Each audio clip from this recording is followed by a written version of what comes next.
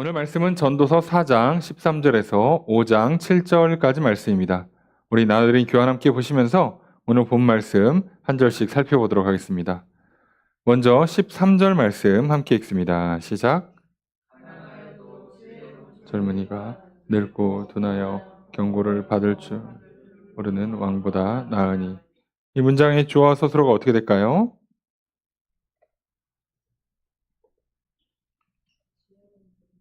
그죠? 지혜로운 젊은이가, 앞에 가난하다도 붙었고 지혜로웠다도 붙었죠? 하여간 가난하지만 지혜로운 젊은이가 뭐하다? 예, 더 낫다, 좋다, 선하다라고 번역한다고 그랬죠. 무엇보다? 왕보다. 어떤 왕? 늙고 둔하고 경고를 더 받을 줄 모르는 왕. 경고를 더 받을 줄 모른다가 반복되는 훈계를 이해하지 못한다라고 직역이 돼요. 그러니까 반복해서 누가 가르쳐줘도 이해를 못해. 왜? 본인은 이제 고집이 생겼거든요. 본인은 이제 나이가 들어서 고집이 생기고 또 교만하고. 그래서 그렇게 돼버린 그래서 늙고 둔하다고 돼 있죠? 어리석다예요. 그래서 늙고 어리석은 왕보다 어떻게 보면 지혜롭고 젊은 사람이 낫다는 거예요. 우리가 전도서를 읽을 때 꼭 기억하셔야 됩니다. 해 아래 인생에서 우열이 있어요. 더 좋고 더 나쁜 것이 있습니다. 그러니까 해 아래 인생에서는 일종의 그 위계라는 게 있어요. 하이어라키. 그래서 더 좋은 게 있고 덜 좋은 게 있는데 그래도 더 좋은 건 이거다라고 얘기를 해줍니다. 하지만 전도서의 핵심은 해 아래에서는 모두가 똑같은 한계를 하나 겪어야 되는데 허물을 극복할 수가 없어요. 허물을. 결국 허무함이 찾아와요. 내가 이거 왜 하고 있지? 무슨 의미지? 이거를 몰라요. 그거를 해결할 수가 없어서 해 아래에서 이걸 해결을 못하는 거랑 그리고 그럼에도 불구하고 해 아래에서 나름의 우열이 있어요. 그러니까 우리가 이거 조심해야 되는 게 우리가 이 땅에 살면서 나름 지혜라는 게 있습니다. 소위 먼저 살았던 사람들의 소위 선생님들의 교훈, 성공한 사람들의 교훈이라는 게 있어요. 여러분 귀 기울여서 들으셔야 합니다. 근데 그들이 어떻게 우리가 시간 관리할지, 우리가 어떻게 건강을 관리할지, 어떻게 우리가 인생을 살아갈지에 대한 많은 교훈들을 줘요. 많은 경험, 공부, 연구를 통해서 좋은 지혜들을 줍니다. 그런데 그 지혜를 가지고 우리가 이 땅에 살아야 돼요. 당연히 이 땅에서 지혜롭게 살아야 합니다. 그런데 한 가지 기억해야 되는 건 한계라는 게 있어요. 어떤 한계가 있냐? 허물을 극복하지 못할 겁니다. 죽음 앞에서의 허무. 영원 앞에서의 허무예요. 죽음과 영원이 무슨 상관이냐면 영원히 살아도 허무하고 죽어도 허무해요. 무슨 얘기냐면 이 상태로 한영에 1000년 한번 산다고 생각해 보세요. 이걸 지금 내가 1000년 동안 이것을 반복하며 살아야 돼. 그러면 지금의 직장을 다닐 자신이 있습니까?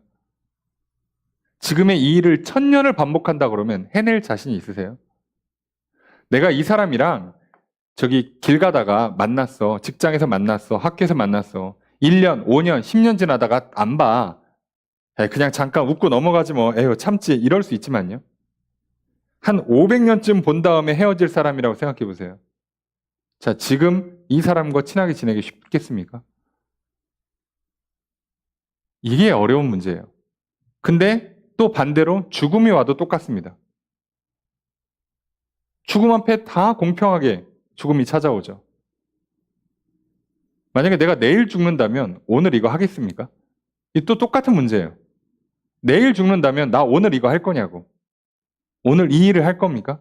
진짜 내일 진짜 죽는다면 저기 영화처럼 혜성이 다가오는데 부딪힐 것 같아. 부딪히면 다 죽어. 내일이야. 여러분 그럼 오늘 또 똑같이 학교 가서 공부하시고 직장 가서 일하실 겁니까? 그러니까 나는 그럼 이 일을 왜 하고 있는 거냐고. 너무 극단적인 예라서 그럴 수도 있지만 그렇게 가정을 하면 우리는 영원 앞에서 그리고 죽음 앞에서 허무라는 그 문제를 풀어내지를 못해요. 그래서 이 땅에서 지혜롭게 사는 것과 별개로 이 허무의 문제를 풀 수가 없기 때문에 이 전도자가 이걸 잘 설명해 줍니다. 이 땅에서 그래도 뭐가 더 낫다, 뭐가 더 낫다, 뭐가 더 좋은지, 뭐가 더 지혜로운지, 뭐가 더 선한지, 아름다운지를 잘 설명해 줍니다. 그렇지만 동일하게 죽음 앞에서 영원 앞에서 허무하기에 그거를 해결할 방법 또한 알려줘요. 이거 두 가지를 잘 보셔야 돼요. 잠언도 그래서 잘 읽으셔야 됩니다. 가끔 보면 너무할 정도로 현실적이에요. 잠언의 그 격언이 이게 그리스도인들이 이렇게 사는 게 맞나 싶을 정도로 현실적이에요. 그런데 잠언의 격언은 언제 통용되는 거예요? 말 그대로 세상살이에 통용되는 겁니다. 그러니까 우리가 중요한 순간에는 영원을 믿는다면, 하나님 나라의 심판을 믿는다면 이걸 그대로 적용하지 못하는 지혜, 격언들이 있어요. 자, 전후서도 마찬가지입니다. 전후서의 유명한 구절이죠. 청년들아, 너희들 젊은 날에 하고 싶은 거 다 해라 라고 돼 있어요. 하고 싶은 거 다 하라고 돼 있습니다. 마음껏 하면 살라고 돼 있어요. 근데 뒤에 뭐라고 붙입니까? 하나님께서 심판하신다는 것을 기억해라. 자, 여기서 차이가 나는 거예요. 마음대로 하는데 그 중에 뭐가 더 좋아? 그것도 있어. 근데 뒤에 뭐를 붙인다고요? 하나님의 심판을 기억해라. 자, 이걸 잘 보시면서 우리는 전서를 읽을 겁니다. 그래서 현재 나이가 많고 권력이 있고 부를 갖고 있는 왕보다 젊고 가난하지만 지혜로운 사람이 훨씬 낫다. 뭐가 더 나으냐라고 하면 이쪽이 더 낫다고 얘기하는 거예요. 왜 나으냐? 그러면 이유를 설명하겠죠? 14절 읽습니다. 시작.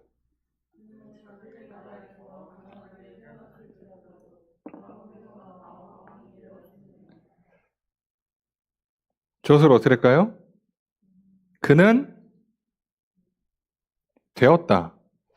이걸 지금 되었다라고 번역할 수가 있는데요. 이게 약간 미완료라고 보는 게 맞는데, 그럼 이거 될 수 있다예요.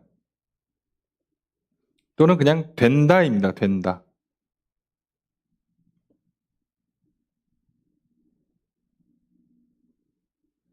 그러니까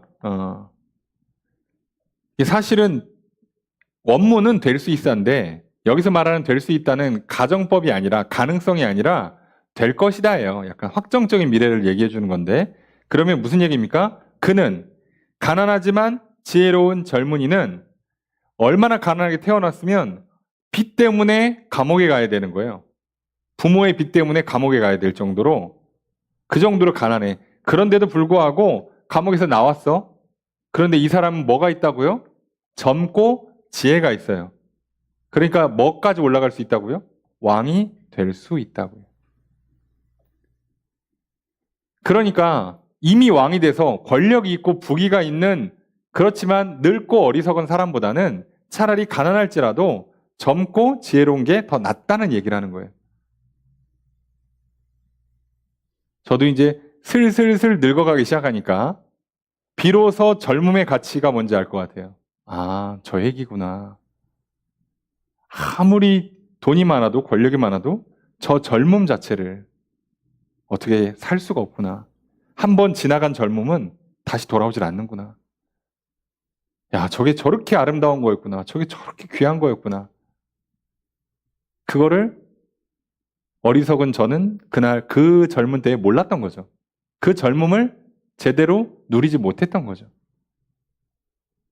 그게 마찬가지예요. 우리는 이게 그래서 젊은 날에 맨날 뭐 돈 없어요, 뭐 시대를 잘못 태어났어요, 뭐 나는 뭐 가난하고 병들고 뭐 머리가 나쁘고 뭐 외모가 뛰어나지 못하고 이런 것만 자꾸 얘기하면서 신세한탄하면서 인생을 낭비하기가 쉬워요. 근데 지혜로운 사람이라면 어떡할까요? 자기의 젊음을 가지고 그 가난을 극복하고요. 그 자기의 삶에 있는 문제와 한계들을 극복해낸다니까요. 지혜롭게. 아, 그럼 나는 이걸 하면 되지? 이렇게 하면 되지? 솔직히 한탄한다고 뭐가 바뀝니까? 운다고 뭐가 바뀌어요? 아무것도 안 바뀝니다. 근데 지혜로운 사람들 뭘 해요? 현실을 직시하고 또 말 그대로 힘을 내고 용기를 내서 할 걸 해내죠. 그러면 가난해서 감옥에 가야 될 정도로 비참한 인생이 왕이 될 수 있다고요. 그래서 지금 이게 그럼 누구 얘기냐? 솔로몬이 소설 쓸 사람이 아닌데 그럼 이거 누구 얘기냐라고 할 때 학자들이 의견이 많이 갈리는데 가장 많이 지지받고 있는 건 요셉 이야기로 봅니다.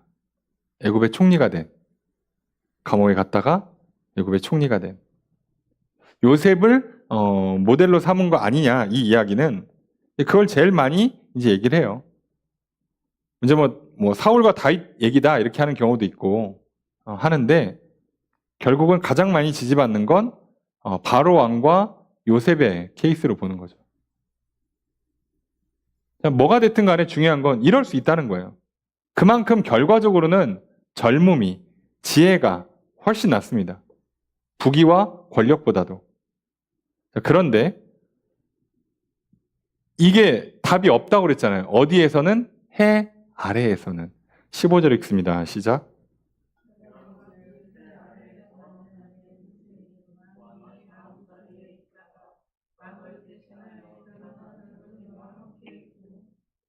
주어서 어떻게 될까요?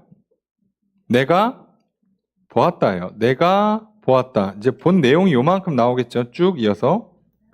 자, 그러면 뭘 봤다는 거예요?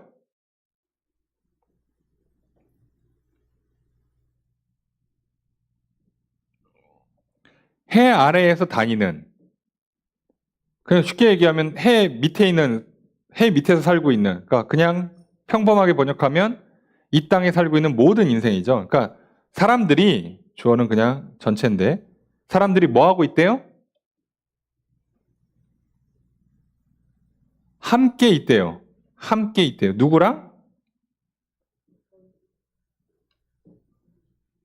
왕을 대신해서 일어난 누구? 젊은이. 이 사람과 함께 있다고요. 아까 어떤 젊은이요? 가난하지만 지혜로운 젊은이. 이 사람이 지금 어떻게 하고 있는 거예요? 늙고 어리석은 왕을 대신해서 그 다음 왕이 됐어요. 그랬더니 사람들은 누구를 따라오고 있어 지금? 당연히 왕위에서 내려오거나 죽은 왕을 아무도 안 따라갑니다. 누구 따라가요? 새로 온 왕. 그죠? 그렇잖아요. 새로 온 왕 따라가요. 자, 그런데 16절 첫 번째 문장 있습니다. 시작.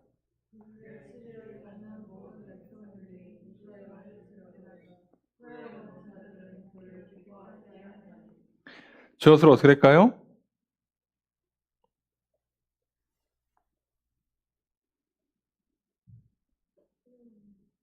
그죠?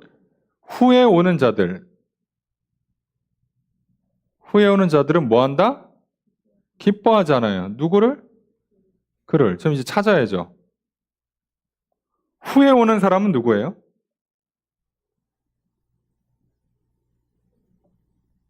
자, 그럼 앞에 거부터 찾읍시다. 그의 치리를 받는 모든 백성들이 무수하다, 많다, 셀 수 없다. 그의 치리를 받는 에서 그는 누군 거예요? 치리하는 입장이니까 왕이겠죠. 그럼 여기서 말하는 왕은 누구예요? 왔잖아, 젊은이가 왕으로. 그죠?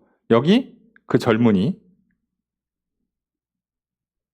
그죠? 가난하지만 지혜로웠던 젊은이가 왕이 돼서 이제 그의 치리를 받는 백성들이 또 끝이 없어졌어요. 그죠? 끝없이 막 사람들이 이제 가난했지만 지혜로워서 왕의 자리까지 올라갔던 그 사람을 따르는 백성들이 끝없이 있어요.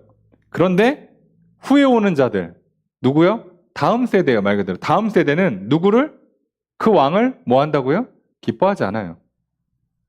다음 세대 입장에서는 뭐예요? 그래봐야 또 늙은이에요. 30년, 40년 지나면 그 다음 세대 젊은이들이 왕을 볼 때는 그냥 늙은이에요, 또. 그래봐야 늙은인 거예요. 자, 그러니까 이게 무한반복됩니다. 무한반복. 왜냐하면 내 젊음이 영원하지가 않아요. 내 지혜가 영원하지가 않아요. 여기서 문제가 발생한단 말이죠. 내가 아무리 젊고 지혜로워서 이미 부귀, 영화, 권력을 다 누리고 있는 왕보다도 내가 더 낫고 심지어 내가 지혜롭게 처신을 해서 그 왕의 자리까지 올라갔어도 나도 시간이 지나면 어떻게 된다는 거예요? 다음에 올 왕한테 밀린다고요. 계속 밀린다고 나도. 그래서 그 다음 세대 사람들은 나를 안 따라와요. 우리가 이거를요, 정치인이나 연예인을 보면 확연히 알 수 있습니다.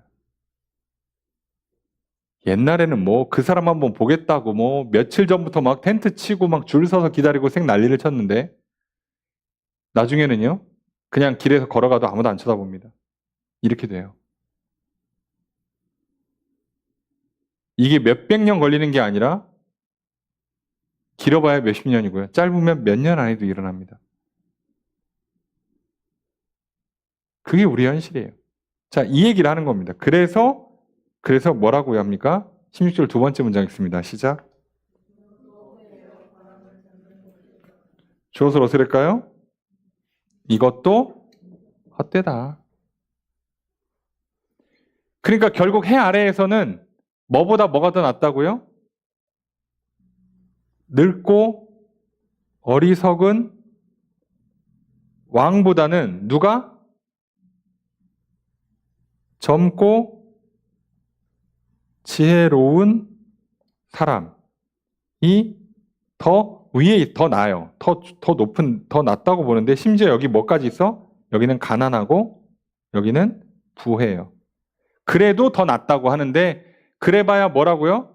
그래봐야 다 해 아래라고. 해 아래 인생이라고. 결국 다 허무해요. 결국은 다 허무해. 이거 못 풀어요. 못 풀어. 이 얘기를 하는 겁니다. 그래서 이 그 전도서 4장에서 이 해 아래에서 허무하다를 얘기하면서 총 4가지를 얘기합니다. 학대가 있는데 인생에 위로할 사람이 없어. 얼마나 인생이 허무합니까? 학대라는 게 없는, 괴롭힘이라는 게 없는 인생은 없어요. 인생 살면서 괴로움이 없는 인생은 한 명도 없어요. 근데 문제는 뭐냐면 그때 위로해 줄 사람이 없더라는 거죠. 그래서 인생이 허무한 거예요. 그러니까 내 입장에서 뭐가 되는 거예요? 부모가 있으면 뭐해? 배우자가 있으면 뭐해? 자식이 있으면 뭐해? 친구가 있으면 뭐해? 뭐 하냐고. 내가 진짜 괴롭고 힘들 때 위로해 주지를 않는데 그땐 또 없어요. 또 옆에. 이게 참 인생의 아이러니죠. 그러니까 허무한 문제가 생겨요. 또 뭐가 있어요? 수고하고 성공을 하는데 마음에 기쁨과 평강이 없어요. 이 일 왜 하나 싶죠. 세 번째로 뭐가 있어요? 인생 살다 보면 넘어질 수 있는데 일으켜줄 사람이 없어. 야, 이것도 문제인 겁니다. 망하면 손절하는 경우 많아요. 안 도와줍니다, 잘. 근데 지금 네 번째로 뭐라고요? 인생이 허무한 건 젊고 지혜로운 사람이 비록 가난해도 결국 왕까지 될 수 있는 그 사람이 훨씬 더 좋은 인생인데 그래도 결국은 또 무한 반복이 돼요. 아무리 좋은 것도 끝이 있고 계속 반복될 뿐이에요. 그러니까 더 나은 건 있는데 그러니까 어떡하라고. 결국 허무하잖아. 예, 맞아요. 이 얘기를 하는 겁니다. 전도서는 정말 철저할 정도로 모든 경우를 다 들어서 허무하다고 계속 반증을 해요. 그런데 이제 5장으로 넘어가면 그 허무를 극복할 수 있는 방법을 이제 구체적으로 가르쳐 주는 거죠. 예. 5장 1절에 첫 번째 문장 읽습니다. 시작.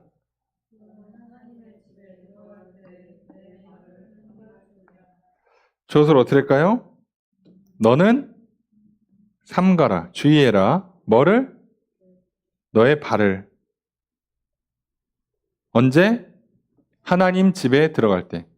하나님 집이라고 그러면 성전입니다. 솔로몬이 성전을 지었을 때 그때 하나님의 집이라는 명칭을 써요. 아예. 그래서 구약 성경의 하나님의 집은 그냥 성전이라고 이해하시면 돼요. 자, 그러면 너는 하나님의 집에 들어갈 때 발을 삼가라. 자, 발을 삼간다라고 되어 있는데요. 발은 그 사람의 행동, 그 사람의 어떤 행동 양식, 삶의 어떤 방향, 삶의 어떤 경향을 의미해요. 그래서 발을 삼가라 그러면 행실을 주의해라 이렇게 이해하시면 됩니다. 의미는 너의 행실을 주의해라. 자, 그러니까 성전에 들어갈 때는 너의 행실을 주의해라 라고 하는 거예요. 자, 왜 이 조언을 하느냐? 지금 허무의 문제를 다루는데 그걸 해결할 수 있는 일종의 진짜 지혜를 주는 거잖아요.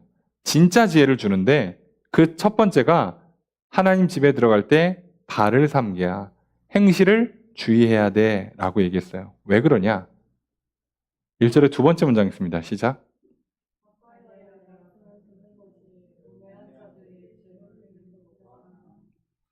자, 주어서로 어떻게 될까요? 그죠? 그냥 말씀을 듣는 것이 뭐하다? 낫다, 더 좋다. 뭐보다? 재물 드리는 것보다. 이해되시죠? 그냥 뭐 앞에 건 다 빼고 말씀을 듣는 게 재물 드리는 것보다 낫다. 이거 어디서 많이 들어보신 것 같죠? 사무엘. 사울을 향해서 뭐라고요? 듣는 것이 제사보다 낫고. 이해되십니까?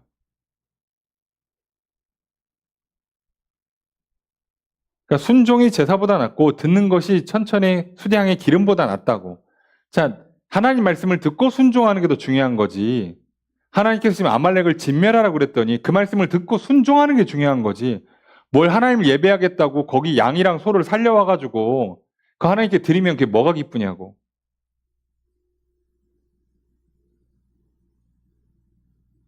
그렇잖아요. 백날 좋은 거 해봐야 말을 듣고 그 말에 순종하는 게 제일 좋아요. 제일 좋다고. 너무 당연한 얘기라는 거예요. 근데 수식어로 붙여놨어요.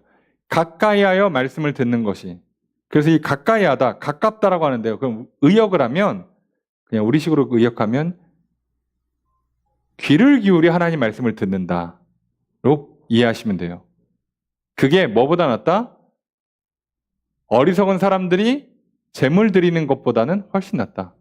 그럼 도대체 어리석은 사람들이 재물 드리는 게 뭘까요? 어리석은 사람들이 재물을 드리는 게 뭘까요? 자, 1절 세 번째 문장까지 읽고 한번 보겠습니다. 함께 읽습니다. 시작. 주어서로 어떻게 될까요? 그들은 깨닫지 못한다. 그들은 누굴까요? 여기 그죠? 우매한 사람. 자, 이 사람들은요. 재물을 드리고 있는데, 그죠? 재물을 드려요. 근데 이 사람들보다 뭐가 더 낫다고? 귀를 기울여 말씀을 듣는 게 낫다고. 그러면 지금 우매한 사람들은 재물을 드리고 있지만 뭐는 안 한다는 얘기예요? 듣지는 않고 있다는 얘기야.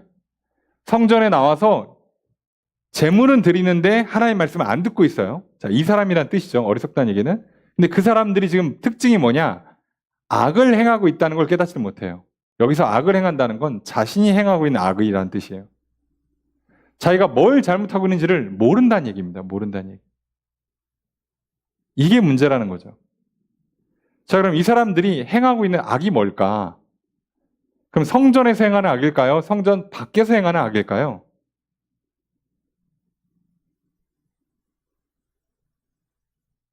항상 답은 어디서 찾는 거라고요?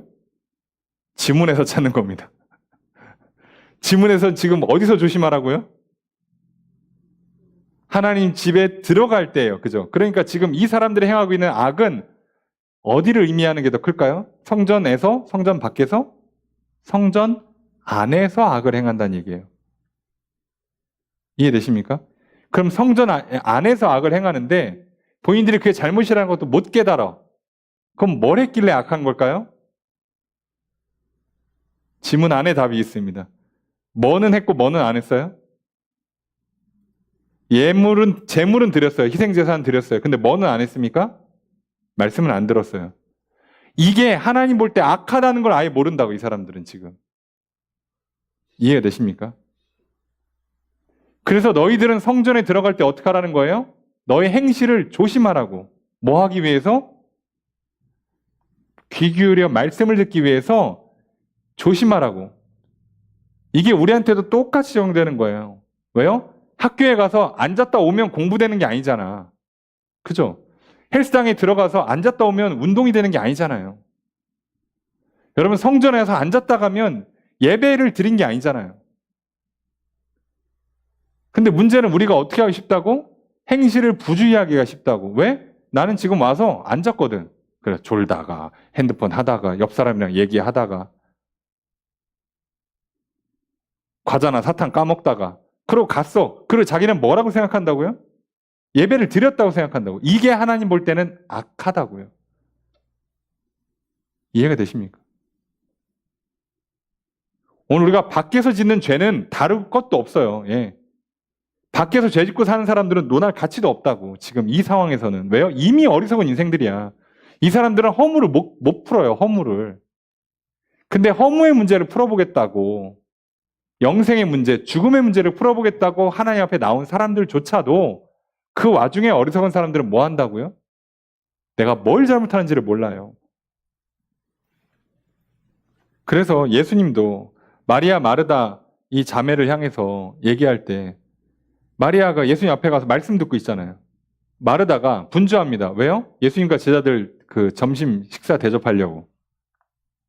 분주한데 일손은 없는데 동생은 앉아갖고 예수님 발밑에 앉아갖고 그것도 맨 앞에 앉아가지고 얘기 듣고 있네. 얼마나 짜증나. 그래서 예수님한테 예수님 말씀 중에 죄송한데 저기 마리아 좀 잠깐 나오라고 하시겠어요? 이 바빠 죽겠는데 제가 일을 안 도와줘. 저거 지금 뭐 하는 거야? 그랬더니 예수님이 반대로 뭐라고 혼내켜요? 야, 한 가지만 해. 밥 먹는 거.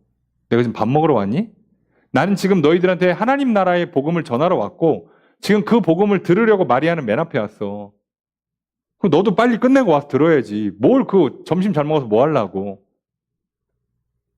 정확하게 지적하시죠. 그래서 뭐라고 나중에 얘기합니까? 마리아는 좋은 쪽을 택했으니 빼앗기지 않으리라. 빼앗기지 않으리라. 이게 핵심이에요. 여러분 오늘 우리가 하나님 성전에 나와서 말씀을 귀 기울여 듣지 않는다면, 그리고 나는 앉았다 갔으니까 찬양도 불렀으니까 기도도 했으니까 예배 다 드렸다고 생각하는 순간 우리는 사실상 하나님 볼 때 악을 행하는 겁니다. 자, 이게 왜 악이 되느냐? 이 자체로도 악인데요. 뒤에 파생되는 문제가 하나 나와요. 그게 이제 계속 나올 건데 뒤에. 이것 때문에 파생이 되기 시작해요. 죄가 무서운 건 하나로 안 끝납니다.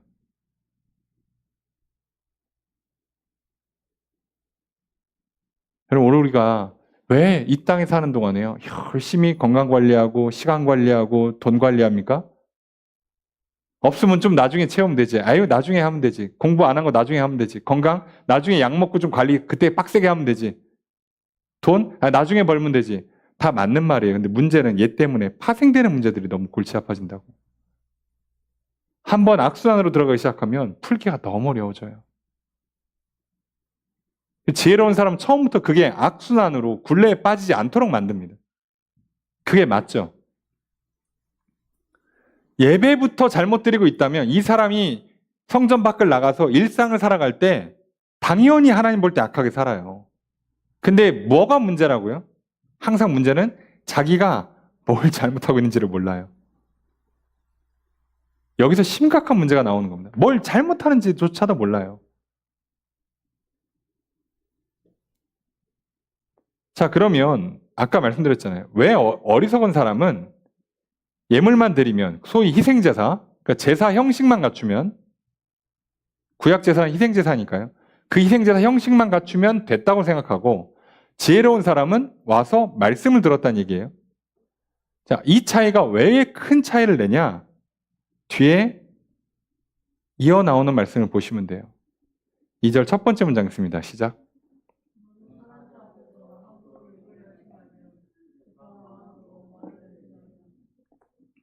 주어를 어떻게 할까요? 너는 그죠? 열지 마라, 내지 마라. 뭐를 열지 마요? 입을 열지 말고 뭐를 내지 마요? 말을 내지 마요. 앞에 붙여놨죠? 함부로 입 열지 말고 급한 마음으로 말하지 마라. 하나님 앞에서. 자, 그러면 당연히 지혜로운 사람은 이렇게 안 하겠죠? 자, 여기 지혜로운 사람과 어리석은 사람이 있어요. 근데 이 사람은 뭐가 특징이라고? 지혜로운 사람은 하나님 말씀을 듣습니다. 듣기만 해요. 그 다음에 당연히 뭐도 합니까? 재물도 드리죠. 근데 어리석은 사람 뭐만 해요? 재물만 드려요. 근데 지금 어리석은 사람한테 뭐를 붙여놨어요? 함부로.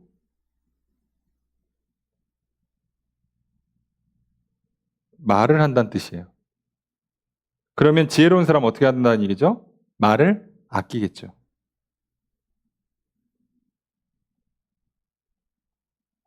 근데 이건 너무 당연한 거예요.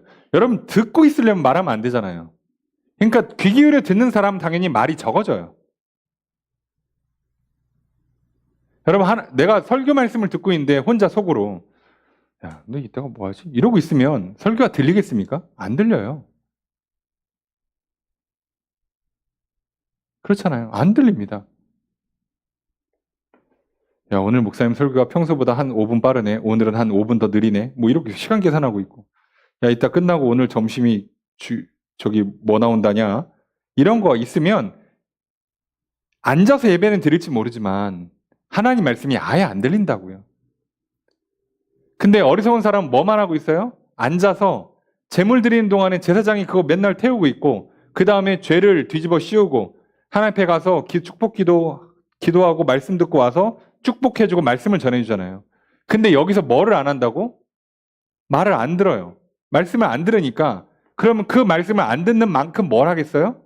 자기 말을 하겠죠. 자기 말을. 자, 그래서 뒤에도 나옵니다. 말 많이 하지 말라고. 그러니까 그게 여러분 말 많이 하지 말라니까 우리 집에 가서 배우자랑 자녀랑 회사 가서 학교 가서 친구랑 동료랑 말하지 말라는 뜻이 아니에요. 여기서 말 많이 하지 말라는 건 무슨 뜻이에요? 말이 많아서 말을 함부로 하거나 듣는 거가 방해되는 정도로 말을 하면 안 된다는 뜻이에요. 그러면 이제부터 심각한 문제들이 하나씩 나오기 시작할 겁니다. 자, 그럼 뭐 어떤 문제가 나올까? 2절의 두 번째 문장 있습니다. 시작.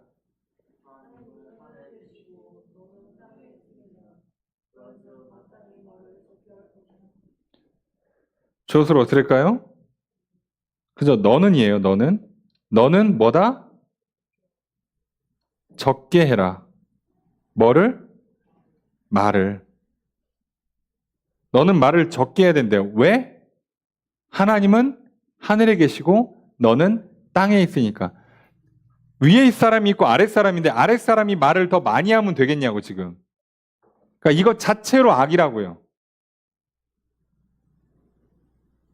이해가 되십니까?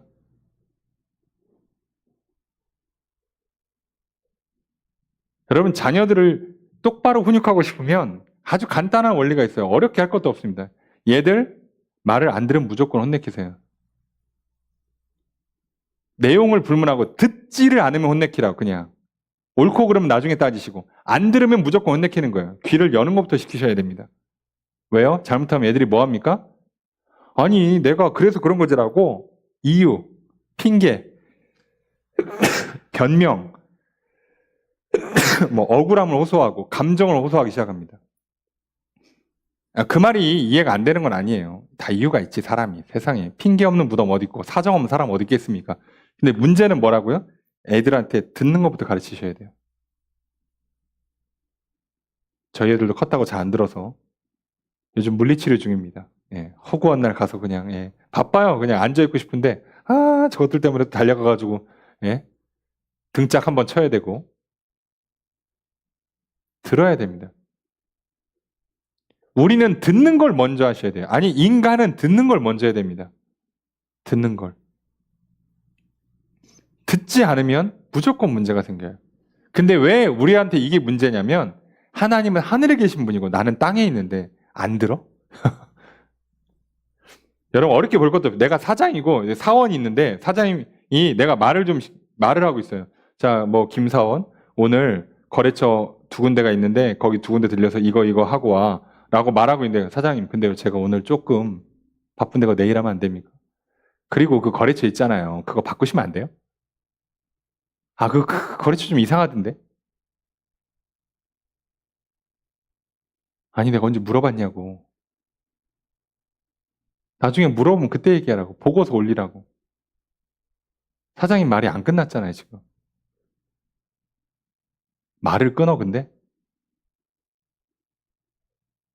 이게 얼마나 교만한 거지 아십니까? 내가 윗사람의 말을 끊는다는 게. 그래서 이거 하시면 안 돼요. 자, 그러면 아까 하나님 집에 들어가서 어리석은 자들이 행하는 악이 뭔지 아시겠죠?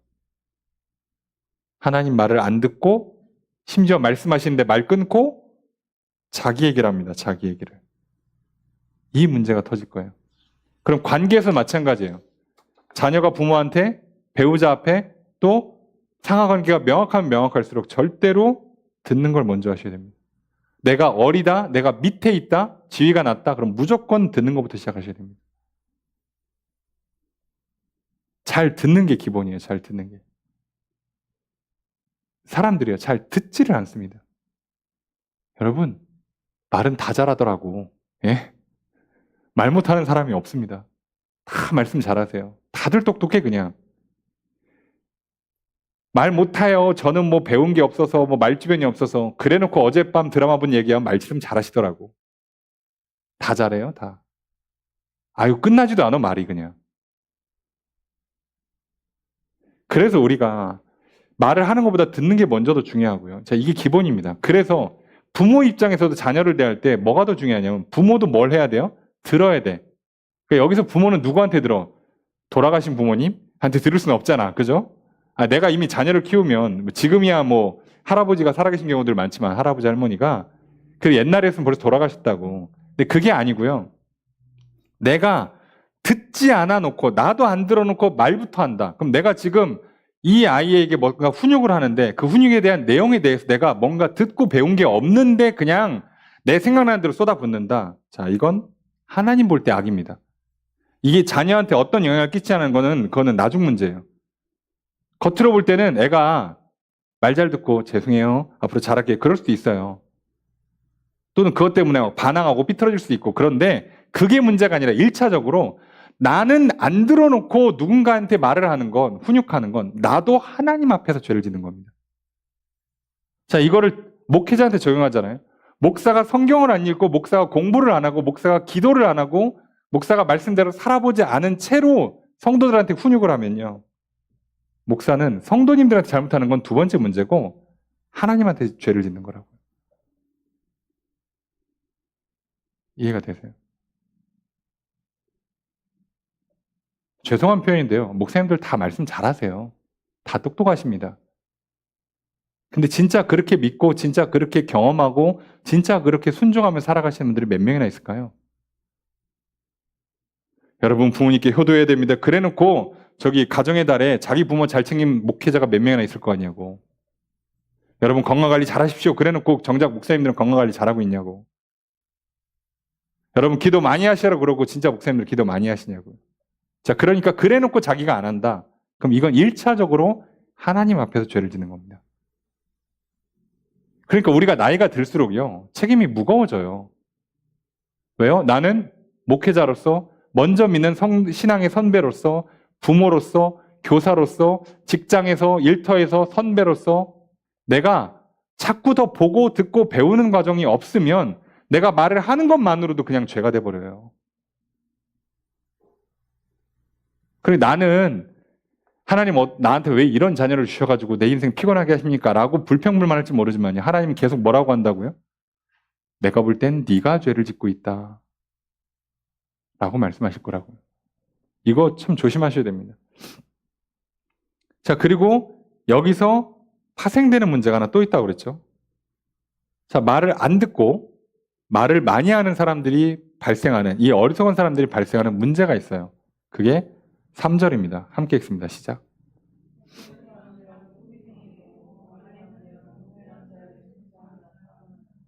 자, 주어서로 어떻게 될까요?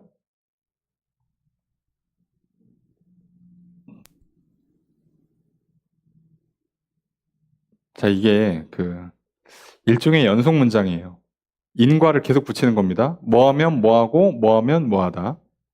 자, 조건에 붙이면 결과물이 나오죠. 그러니까 조건절 빼고 자, 어떻게 됩니까? 걱정이 많으면 꿈이 생긴다. 그러니까 여기서는 뭐가 주문장이에요? 꿈이 생긴다가 주문장이에요. 그러니까 당연히 여기서는 주어가 꿈이 생긴다. 조건절 걱정이 많아지면 그죠? 그리고 꿈에서 말로는 직접 이어지지가 않아요. 그러니까 여기가 사실은 쉬는 거죠. 말이 많아지면 뭐가? 우매한 소리가, 우매한 사람의 말, 우매한 목소리가 나타난다.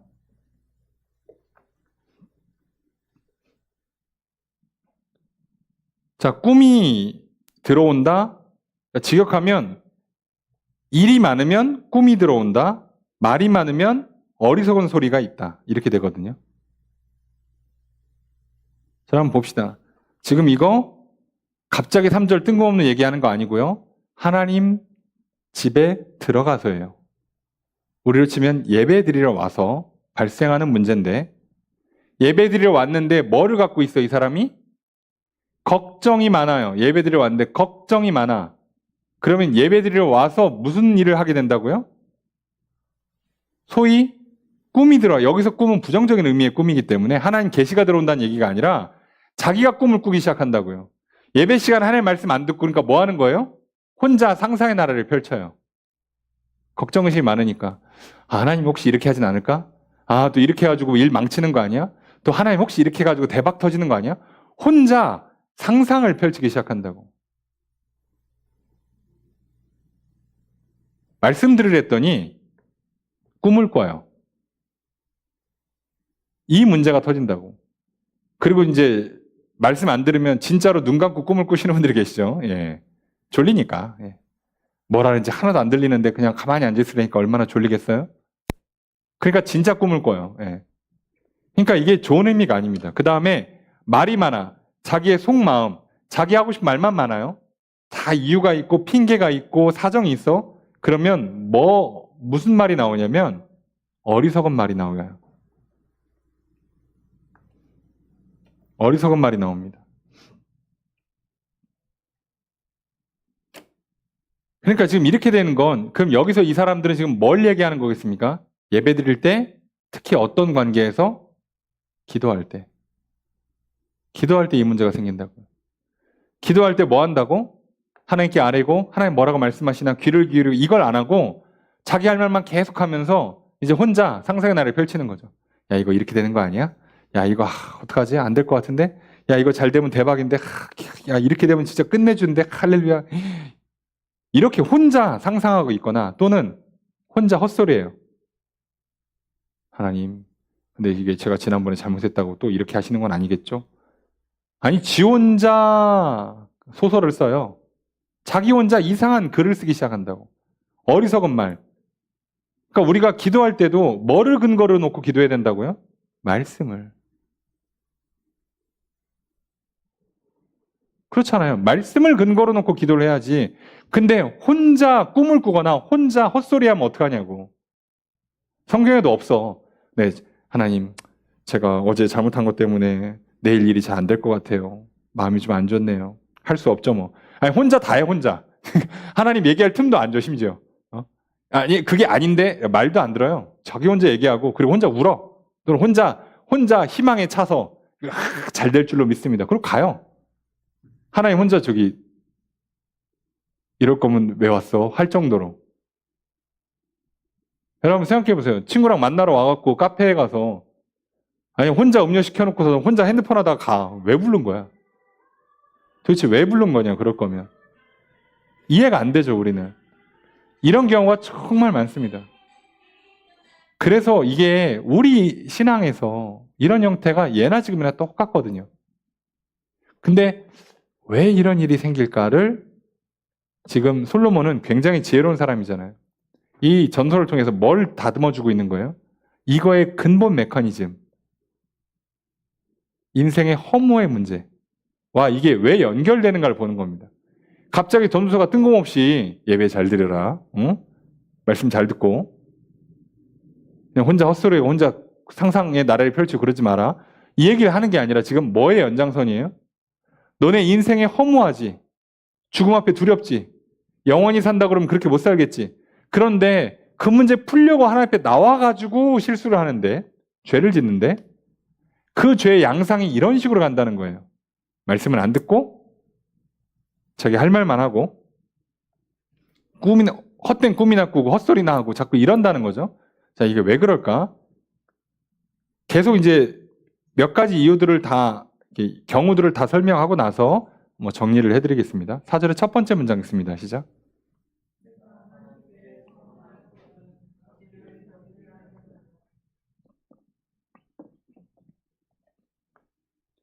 조서를 어떻게 할까요? 명령문이니까 너는이에요. 너는 명령문이고 이거는 조건입니다. 여기에 조건이죠. 조건. 만약 내가 하나님께 서원을 했다면 뭐 해라? 더디하지 말라. 지체하지 말라. 뭐를? 갚는 것을. 너는 갚는 것을 지체하지 마. 하나님께 서원을 했으면. 직역하면 내가 하나님께 서원 제물로 맹세한 것은 완성을, 약속 이행을 지체하지 말아라. 그러니까 서원 기도했으면 빨리빨리 하라는 겁니다. 자, 이유가 있겠죠. 4절의 두 번째 문장 있습니다. 시작.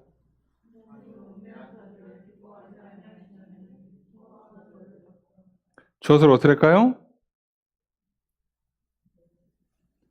그래서 너는이죠. 너는 뭐하라? 갚아라. 뭐를? 서원한 것을. 이유가 있어요. 왜? 하나님은 어리석은 사람을 기뻐하지 않아. 서원을 안 지키는 방식이면 약속 이행을 안 하는 사람이라고 하든가 신실하지 못한 사람이라고 하든가 해야 될 텐데 여기서 뭐라고 써 있어요? 우매하다고 써 있습니다. 어리석은 사람이란 얘기죠. 지금 지혜와 어리석음을 얘기하고 있고 이게 지금 한 해 아래에서는 어차피 지혜가 좀 더 우월해도 해 아래에선 다 허무해요. 지혜조차 허무합니다. 그래서 진짜 참된 지혜, 허물을 극복하는 지혜는 하나님께 있는데 근데 지금 너희들이 하나님 앞에 나와서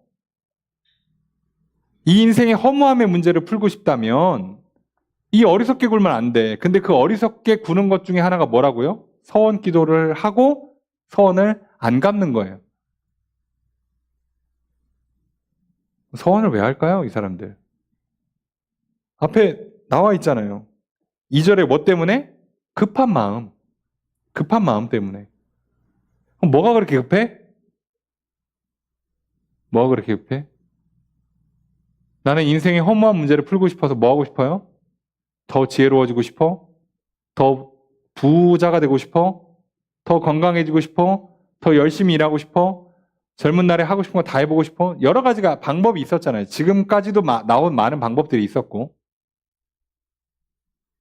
아까 얘기했잖아요. 뭐 절제를 해보기도 하고 쾌락을 즐겨보기도 하고 예? 하고 싶은 거 다 해보기도 하고 했다고 했잖아요. 그러니까 그렇게 하려다 보니까 내가 스스로 지혜로운 인생, 내가 스스로 허무함을 극복해보고 싶어. 근데 이렇게 하면 허무함 극복될 것 같아.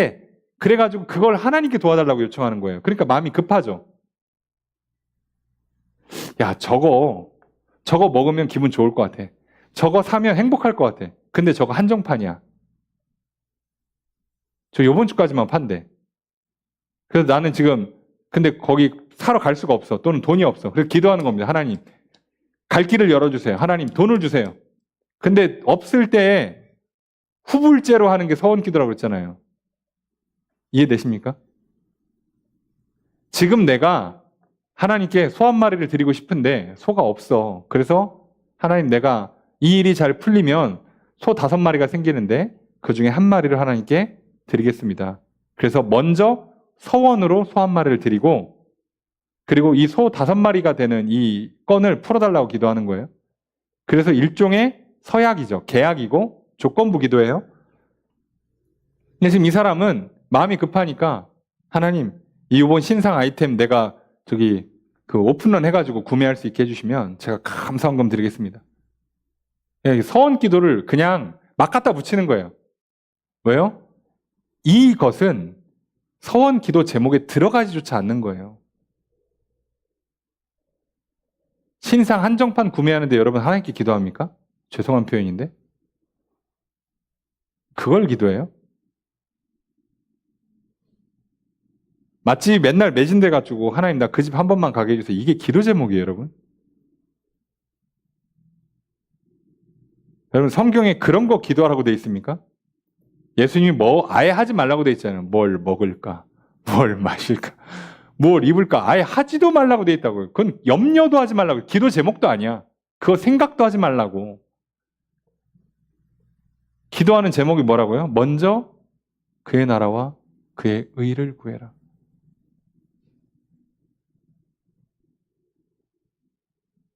너희는 이렇게 기도해라 하고 샘플로 주기도문을 가르쳐줬어요.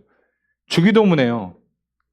우리가 말하는 맛집, 한정판, 신상품이 들어있습니까? 안 들어있어요.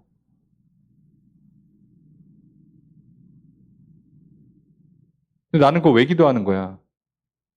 그거 기도하면 인생이 행복할 것 같거든. 재밌을 것 같거든. 신나지. 사는 것 같지. 야, 한정판 나올 때마다 사면 세상 다 얻은 것 같지. 라는 허물을 스스로 극복하겠다는, 조금 더 넓게 표현하면 스스로 인생의 답을 찾는, 스스로 구원을 이루겠다는 뜻이에요. 그리고 하나님은 뭐 해달라고? 옆에서 거들어 달라고. 그래서 이게 악이라고요. 악. 하나님이 나의 구원자 되시고 나를 하나님께 맡겨드려서 구원을, 은혜를 받는 것이 하나님 보실 때 의롭고 선한 건데, 근데 이제 우리는 어떻게 한다고요? 하나님 이게 구원이니까 하나님 오셔서 이거 좀 도와주세요. 이렇게 하고 있다고. 하나님을 부린다고.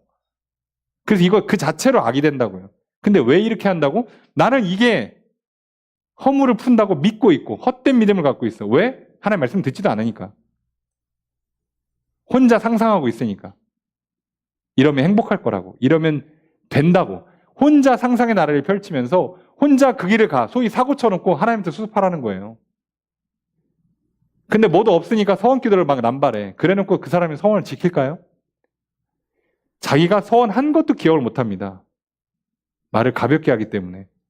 자, 그래서 이런 문제가 나와요. 5절 읽습니다. 시작.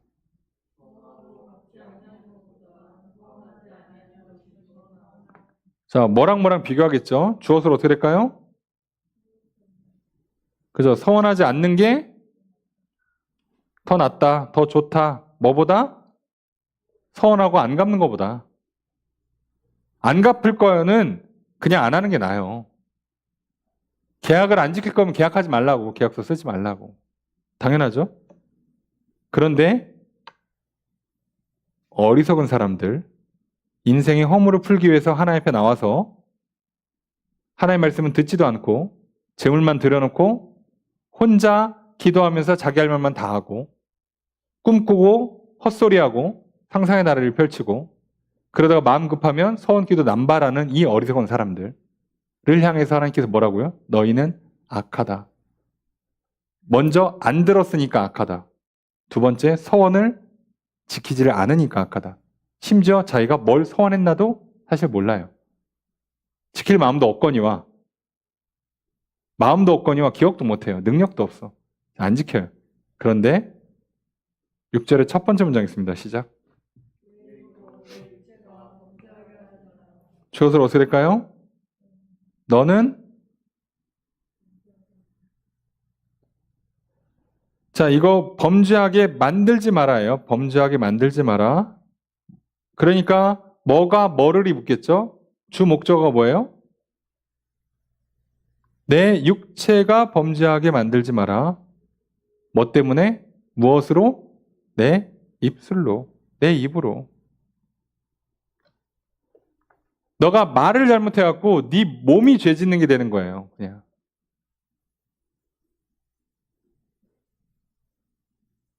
너 말 한마디 하고 그냥 끝이 아니라 이 말을 하면 쉽게 얘기하면 손과 발로 짓는 죄랑 똑같다고요. 하나님 볼 때는. 여러분, 말은 행동이잖아요. 여러분, 말은 상상이 아닙니다. 그래서 조금 더 넓은 의미에서 생각하는 것도 행동입니다. 심하게 보면. 왜요? 말만 안 했을 뿐이지. 그러니까 여러분, 말을 한다는 건 이미 확정적인 행동이 나와버린 거예요. 야, 저거 사야지. 근데 아직 안 샀어. 이 사람은 시간과 돈만 있었으면 삽니다. 근데 옆에 사람이 와가지고, 야, 그거 사지 마. 왜 그런 걸 사고 그래. 하지 말라고 막 부모님이 뭐라고 하고, 뭐 친구가 뭐라고 해. 그럼 뭐라고 얘기해요? 에이, 말만 그렇게 하지 내가 진짜 사겠냐. 라고 하지만 이 사람이요, 안 말렸으면 삽니다. 자, 서원기도 이렇게 해놓고 이 사람을 뭐라고 얘기할까요? 6절의 두 번째 문장 있습니다. 시작.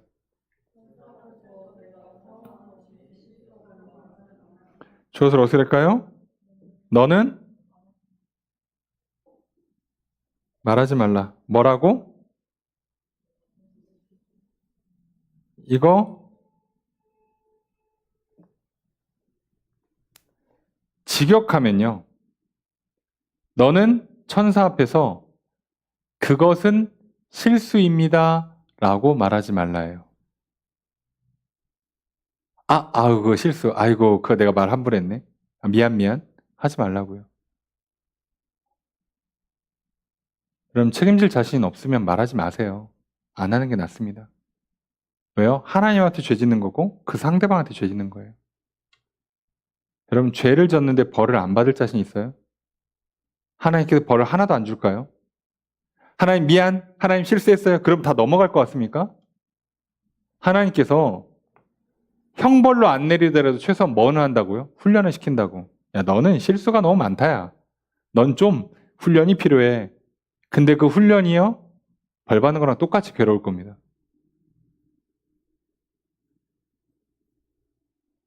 여러분, 말 안 들어서 빠따 맞아서 아프나, 너 안 되겠다. 너 정신이 해이해졌으니까 정신력 강화를 위해서 산에 올라갔다 오고 계단 올라갔다 오고 쪼그려뛰기 하고 해. 그래서 허벅지 엉덩이가 그냥 아리배가지고 막 후두루들 떨리나 아프긴 매한가지입니다.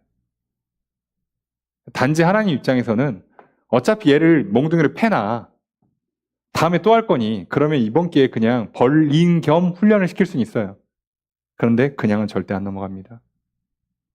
성경 어디를 보셔도 죄를 졌는데 그냥 덮어준다는 얘기는 없습니다.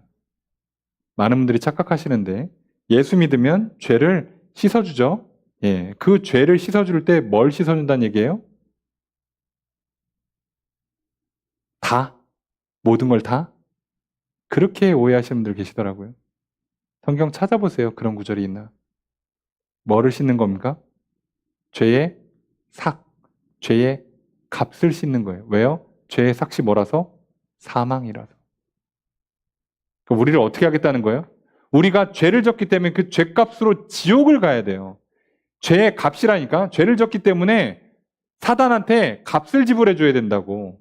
그래서 그 값이 뭐예요? 죽음이라는 값을 줘야 돼요. 그래서 그 값을 대신 지불해 준 거라 예수님이. 그거를 대속이라고 그래요. 희생 제물인 거죠. 그래서 우리는 이제 죄는 졌지만 어디는 안 간다고? 지옥을 안 가는 거라고요. 근데 하나님 입장에서는 죄를 진 거에 대해서 뭐는 내려요? 죄의 값을 달라고 하는 게 아니라 죄의 벌은 내린다고요. 죄의 벌은.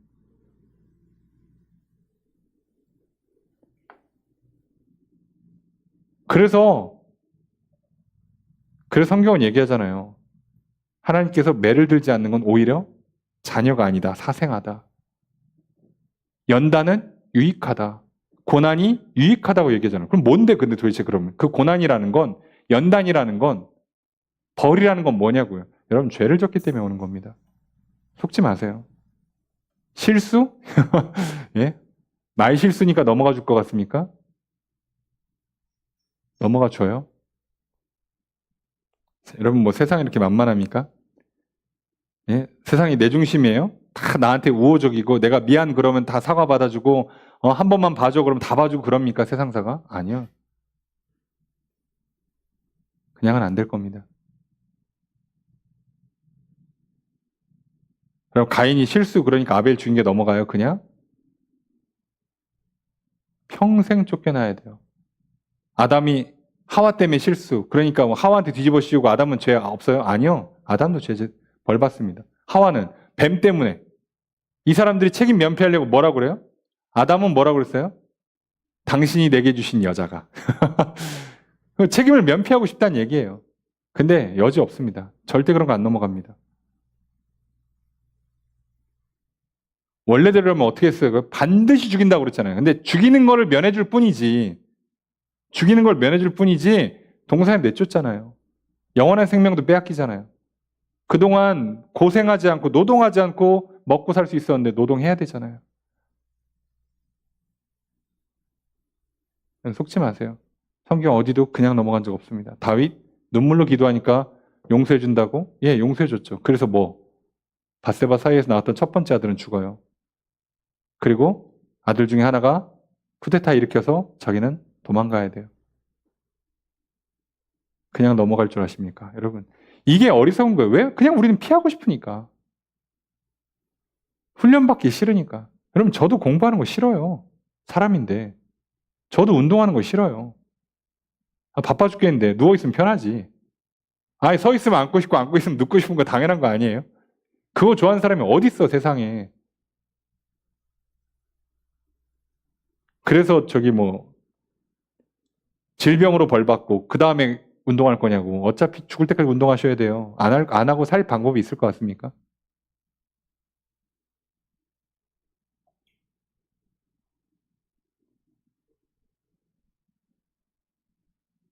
여러분 속지 마십시오, 제발.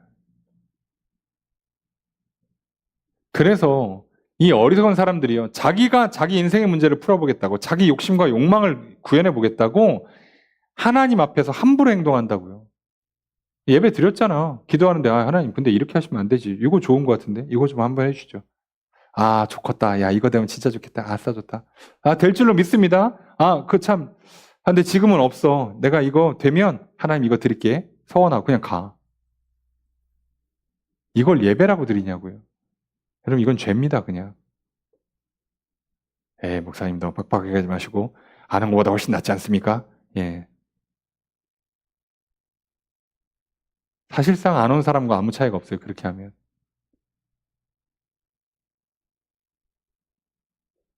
학교에 가서 하루 종일 자다 왔어. 학교를 안 간 친구랑 무슨 차이가 있을까요? 출석 체크는 했잖아요. 맞아요. 예. 그렇죠. 근데 공부라는 측면에서는 아무 효과가 없습니다.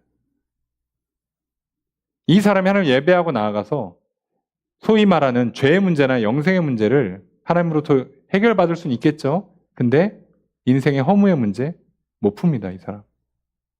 기쁨 없어요. 평안 없어요. 만족이라는 거 없어요. 못 푼다니까, 이렇게 해서 살아서는.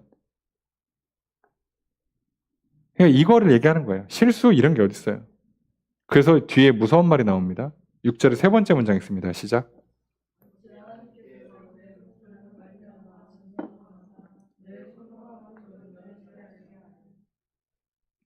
주어서로 어떻게 될까요? 이거 의문문입니다. 어찌라고 해서부터 왜 그렇게 하는가 라는 뜻이에요. 그럼 어디에 붙냐면 이게 원문의 느낌이 잘 살려 있는데 이렇게 반문을 합니다. 뭐라고 반문하냐? 왜 하나님 열받게 하냐? 왜 하나님이 진멸하게 만드냐예요. 왜? 진노하게 하고 멸하게 만드냐는 거예요. 왜? 왜 어리석게 굴어서 하나님께서 열받아서 너희가 여태까지 내 손으로 한 거, 네가 살면서 여태까지 쌓아왔던 거 다 무너뜨리게 만드냐고. 그럼 이거 무슨 얘기죠? 벌을 내린다는 뜻이에요. 말씀은 안 듣고 예배 드렸으니까 됐다 그러고 말 함부로 하고 기도 함부로 하고 혼자 꿈꾸고 혼자 헛소리 하다가 뭔가 조금 급하고 그러면은 서원기도 남발하면서 이렇게 하면 저도 이렇게 할게요. 그래놓고 기억도 안 하고 그리고 나중에 뭐라 그러면 아우 깜빡했습니다. 실수해요. 기도해놓고 서원기도 해놓고 되면 좋고 안 되면 말고 뭐 이런 식이잖아요. 자, 이렇게 하는 건 하나님께 벌을 받는다고요. 근데 왜 이런 짓을 할까요? 뒤에 나오죠? 7절의 첫 번째 문장 읽습니다. 시작.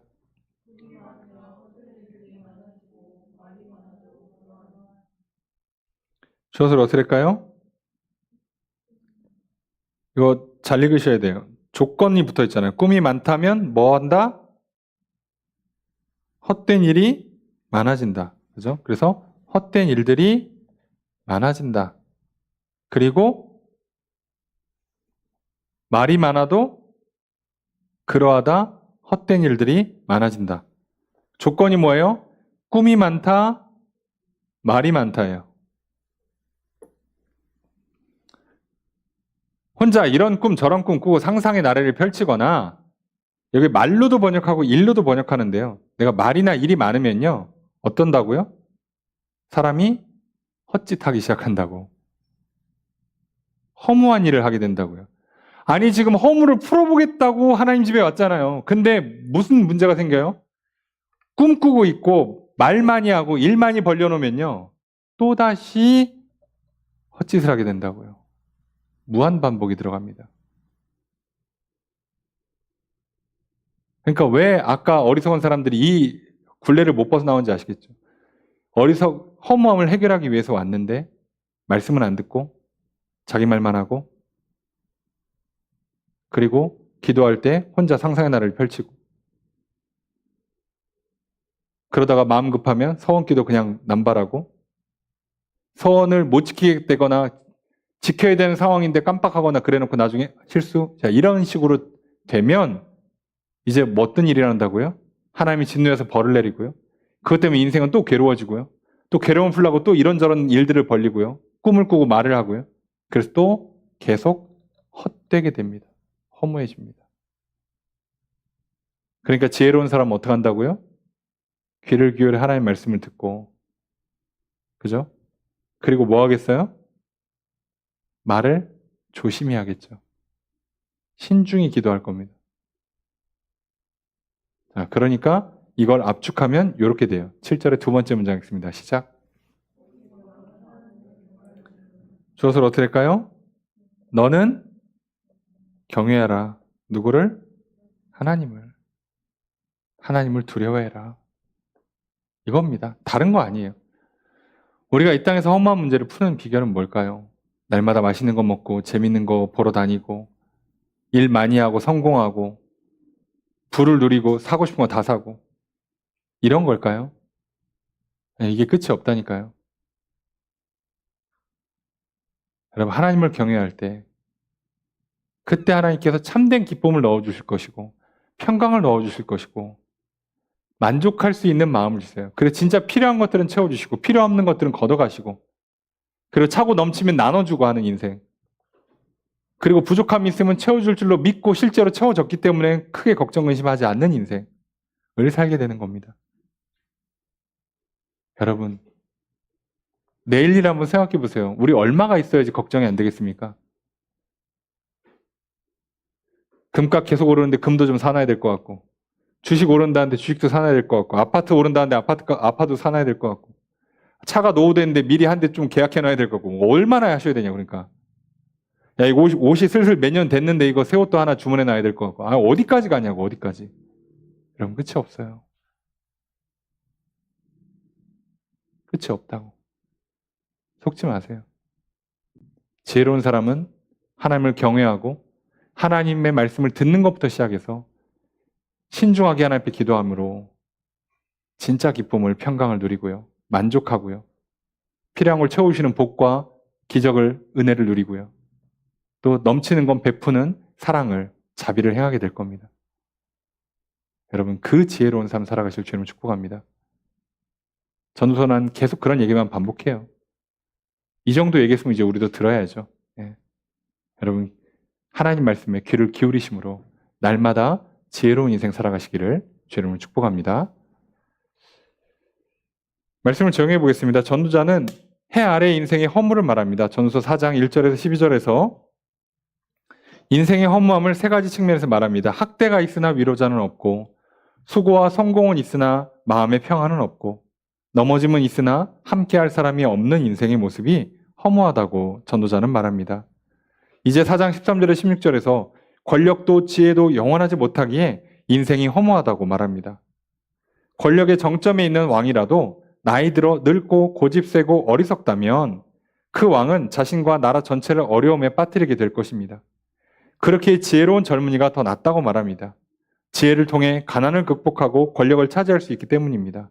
그러나 지혜로운 젊은이가 장차 권력과 부를 누린다 해도 그 명예는 영원하지 않으며 그 뒤를 이을 왕에게 권력과 부와 명예가 넘어가게 됩니다. 그렇기에 권력과 부기보다 지혜가 더 낫지만 그것도 허무하기는 마찬가지입니다.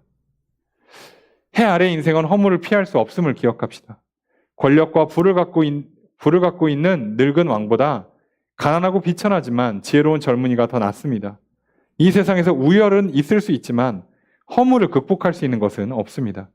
그렇게 우리는 젊음과 지혜로 허무를 극복할 수 있다고 생각해서는 안 됩니다. 어떤 권력과 부귀로도 허무를 극복할 수 없음을 알아야 합니다. 해 아래에서 영원한 것은 없습니다. 영원하지 않은 것으로는 우리 인생의 허무를 극복할 수 없습니다. 눈을 들어 해 위에 계신 하나님을 바라봅시다. 영원하신 하나님의 말씀을 믿읍시다. 영원하신 하나님 나라를 소망합시다. 영원하신 하나님으로 말미암아 허무를 극복하고 인생의 참 의미를 알며 살아갑시다. 참된 기쁨과 평강과 만족을 누리시기를 바랍니다. 두 번째로 전도서 5장 1절에 7절에서 전도자는 해 아래 인생의 허무를 극복할 방법을 제시합니다. 그것은 해 위의 하나님과 관계를 회복하는 것입니다.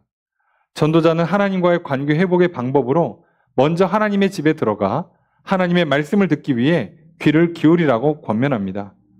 어리석은 사람은 하나님의 집에 들어가는 것으로 하나님께 예배를 드렸다는 착각에 빠집니다. 형식적인 희생제사를 드리면서 자신의 예배가 잘못된 것을 깨닫지도 못합니다. 두 번째로 하나님을 경외하라고 권면합니다. 급한 마음으로 서원하지 말며 서원한 것을 지체하지 말고 갚으라고 말합니다. 사람이 인생의 허물을 극복하고자 많은 일을 벌이게 되면 그러면 허망한 기도를 하게 되고 무의미한 꿈들을 꾸게 되고 어리석은 말이 많아지게 됩니다. 이런 모습으로 하나님의 집에 들어가 하나님께 예배드린다면 하나님과의 관계가 화목해질 수 없습니다. 우리는 스스로 해 아래의 인생의 허물을 극복할 수 없습니다. 내가 인생의 허물을 극복하고자 하는 여러 시도를 하나님께서 도와달라고 기도하는 것이 아닙니다. 내 인생의 허물을 극복하기 위해 하나님께 제물을 드리고 예배하는 것이 아닙니다. 하나님의 말씀에 귀를 기울이고 그 약속을 믿음으로 말미암아 하나님께서 하나님의 말씀을 따르기로 결단하고 순종할 때 하나님께서 내 인생의 허물을 해결해 주십니다. 영혼의 참된 평안과 기쁨과 자족하는 마음을 주십니다. 내 영혼의 힘과 지혜와 용기를 주십니다. 능력과 은사가 복과 기적을 내려 주십니다. 하나님을 경외합시다. 하나님께서 내 인생의 허물을 해결해 주시는 은혜를 받으시길 바랍니다. 이 은혜 가운데 살아가시는 저 여러분들 되시기를 주의 이름으로 축복합니다.